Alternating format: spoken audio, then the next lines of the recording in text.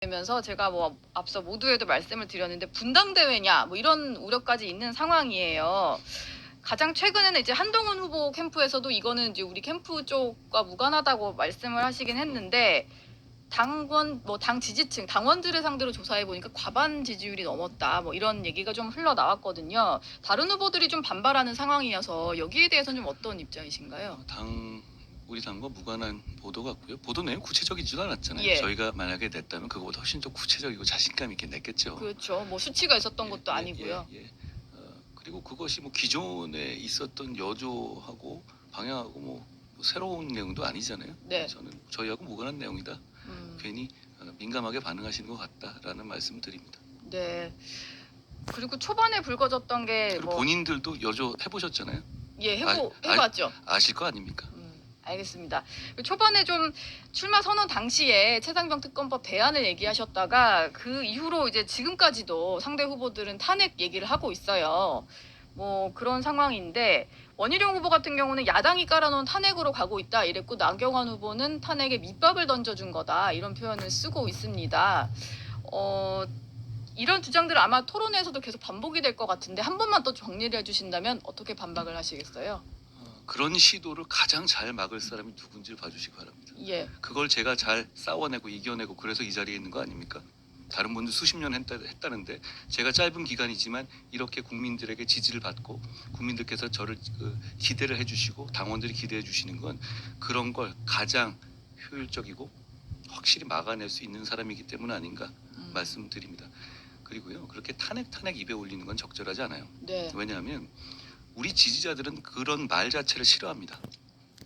그러니까 어디에 글 같은 걸 쓰시더라도 탄핵이란 말을 일부러 검색을 안 되게 이렇게 끊어서 쓰거나 네. 거꾸로 쓰거나 이러신단 말이에요. 예. 그런데 당대표를 하겠다는 분들이 탄핵을 정말 노래를 부르고 다닙니다. 그러다 보니 과거에 박 전 대통령님 탄핵 그 즈음보다 오히려 탄핵이라는 기사가 훨씬 더 많이 나와요. 그거 누가 하는 겁니까? 그 얘기를 민주당이 하는 게 아니에요. 네. 그걸 원희룡, 나경원 같은 분이 하고 계세요. 그런 무책임한 얘기 하지 않으셨으면 좋겠어요. 그걸 막아야 하고 당연합니다. 그걸 가장 잘 막을 사람은 접니다. 네. 그런데 그걸로 그렇게 공포 마케팅 하는 건 오히려 상황을 악화시키는 겁니다. 네. 알겠습니다. 지금 뭐 질문을 해달라는 게 올라오는데 제가 이따가 흐름상 봐서 지금 워낙 많은 분들이 모여 계셔가지고 예, 한번 읽어보겠습니다. 글도 보내주시네요. 예, 이거 지금 한동훈 후보에게 응원하는 글인데 뭐 계속 속상한 일이 너무 지지자들 사이에서는 이제 자발적 댓글 부대다 이렇게 표현을 하시는데 스트레스를 어떻게 해소하고 계시는지 뭐 그게 궁금하신 것 같아요. 오히려 지지자분들이 봤을 때 우리 한동훈 후보 너무 스트레스 받을 것 같아서 본인들이 좀 눈물이 난다 이런 반응이신데요.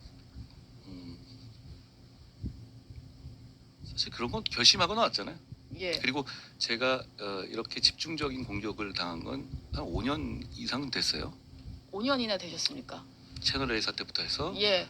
조국 수사 때부터 해서 네. 계속 제가 감옥 가기 직전까지 가고 그 이후에는 180석과 맞서면서 여러 가지 음해를 받았고 청담동 술자리 등등등등 해서 뭐 저한테 그렇게 허위 사실로 공격하는 사람들이 한둘이 아니잖아요. 네. 유시민 씨의 무슨 계좌 추적 거짓말, 뭐 황희석 이런 분들 다 네. 그렇게 왔잖아요.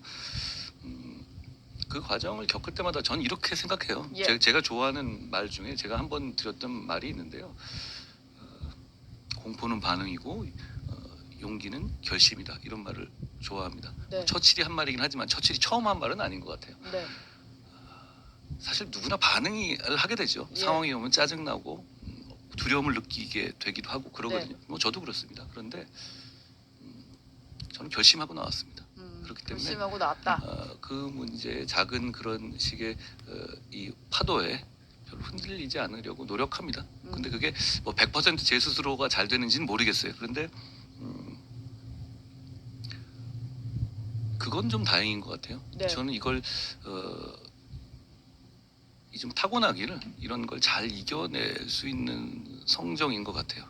그렇게 이거 하나하나에 마음이 막 흔들리거나 그러진 않아요. 스트레스 내성이 강하시군요.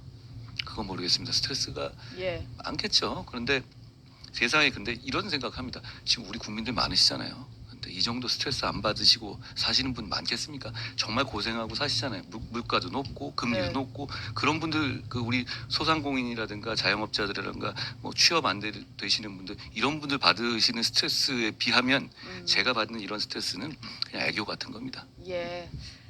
다시 좀 본론으로 돌아가겠습니다. 제가 아까 여쭤본 게 최상병 특검법인데 민주당 같은 경우에는 지금 전당대회 이후로 재표결 시점도 좀 미루는 것 같아요.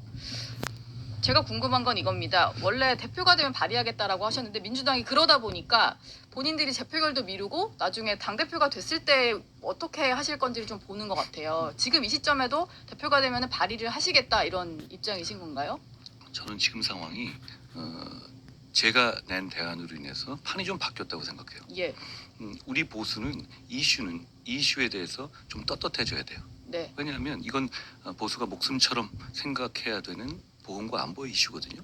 그러니까 이런 상황이 생긴 것에 대해서 죄송해야 되고 국민들께 네. 그리고 이 상황에 대해서 진실 규명이라든가 재발 방지 대책을 내는데 보수로서 적극적으로 나선다는 메시지를 국민께 드려야 됩니다. 예. 지금 이 이슈는 그 말씀을 제대로 전달드리지 못했기 때문에 저희가 오해받는 거라고 생각해요. 네. 그렇기 때문에 제가 낸 대안으로 인해서 민주당이 뽑는 특검 그리고 제가 말한 것처럼 대법원장 등 제3자가 뽑는 그 특검 중에 고르는 구도로 과거에는 진실 규명을 바라는 특검을 원하는 세력과 특검을 반대하는 세력 이렇게 구도가 있었잖아요. 이 판이 바뀌었다고 생각합니다. 이러면 저희는 이 보훈의 이슈에 있어서 진실 규명을 거부하는 것이 아니라 적극적으로 나서고 이 메시지를 던지는 쪽으로 저희가 빠져나올 수 있다고 생각하거든요. 예. 그런 점에서 유효하다고 생각합니다. 오히려 민주당의 태도야말로 뭐 저거 얘기하다가 제가 얘기한 거는 받을까 말까 하다가 안 받고 그다음에 뭐 상설특검도 얘기한다면서요. 네, 상설특검. 그런 얘기들의 공통점이 하나가 있습니다. 뭘까요? 다 자기들이 정하는 거예요. 예. 그렇게 따지면 이재명 대표가 특검을 하더라도 가능한 법이거든요. 예. 그러니까 이런 구도는 이런 법은 민주사회가 만들어지고 법치사회가 만들어진 다음에 이런 구도는 없어요. 자기들이 그렇게 상대방을 공격하는 구도를 무조건 그걸 하겠다는 거잖아요. 네. 그러려면 그냥 뒤에서 때리죠. 예. 이런 거는 적절치 않고 오히려 이 과정에서 더불어민주당이 생각하고 있는 이